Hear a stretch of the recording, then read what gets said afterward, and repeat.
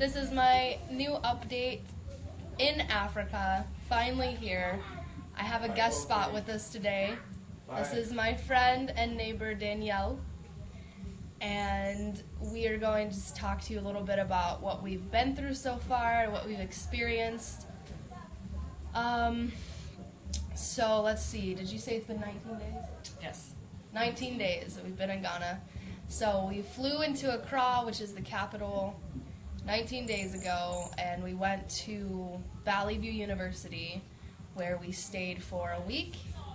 And there we just kind of received some introductory training, got to know our staff a little bit, which most of them are Ghanaian, which is a really cool thing. Learned some introductory Twi, which is the language spoken widely throughout the country. And got to know one another, most importantly. There's 32 of us. We have a really diverse group. People around my age, 23, 21. There's a guy in his upper 60s. There's 2 married couples, men and women in our group. So it's really diverse. Except for racially. Except racially. Well, we do have a guy from Peru and a woman from Brazil, but that's We about only it. have 4 people of non-white backgrounds, though. Yeah, that's true, most of us. But we all do come from different states and different parts of the country for the most part. So that's interesting. Well, what do you have to say, Danielle? Well, where does that leave us? At Valley View? Yeah. Yeah, got to know each other, did a little excursion in Accra called Accra Quest, where they let us out on our own and make us find our way home using the Trotros, which are just hectic van taxi buses. And then we came to Anyanasine, which is where we are now, and we met our host families at the Presbyterian Church. And they took us home, where we've been ever since, and Nikki and I are lucky enough to be neighbors, so we share a bathhouse, which is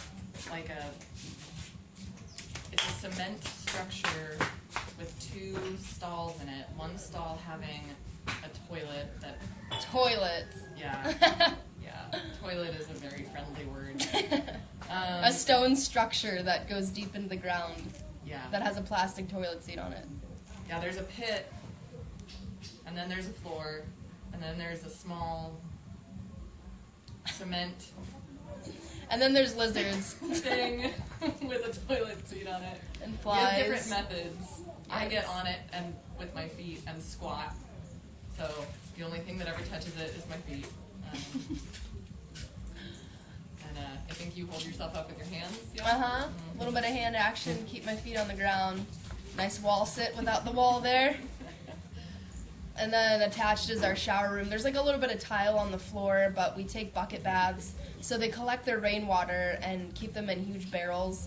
And so from there we just take it, put it in the bucket, and bathe with that. We all have water filters as well. So we just pour the rainwater into this water filter. It goes through 2 ceramic filters, and then it's drinkable. Be right back. Daniela has to go get changed because she paid for beer. We hang out at one of the girls in our group. Her homestay mother owns a spot. A spot is what they call a bar here. And so we hang out at this one spot a lot, and people buy the beer there. That's the only cold drink in town. It's 4 CD a bottle, which is really expensive. I don't drink here, so no big deal. But let's see what else. So, the food is pretty straightforward. There's a lot of starch and carbs between cassava, yam, rice, porridge, potatoes. So that's what they give us a lot of the time.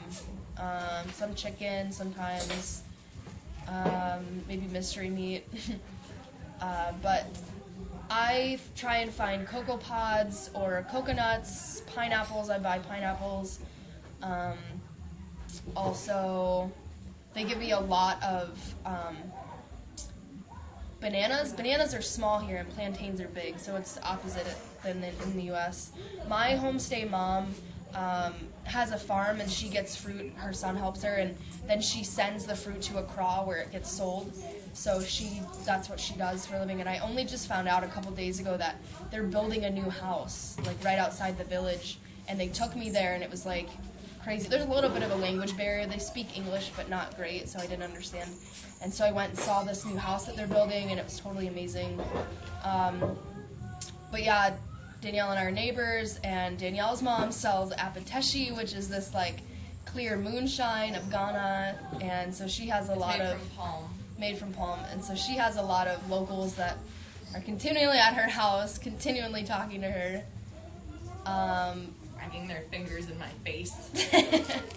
You know Twi. Why don't you know Twi? Why don't you talk to me yet?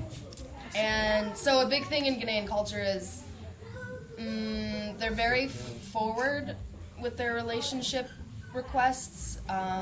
Several of us women have gotten marriage proposals. It happens on a regular basis. Palm scratches. Palm or sexual scratches. propositions. Yeah, because greetings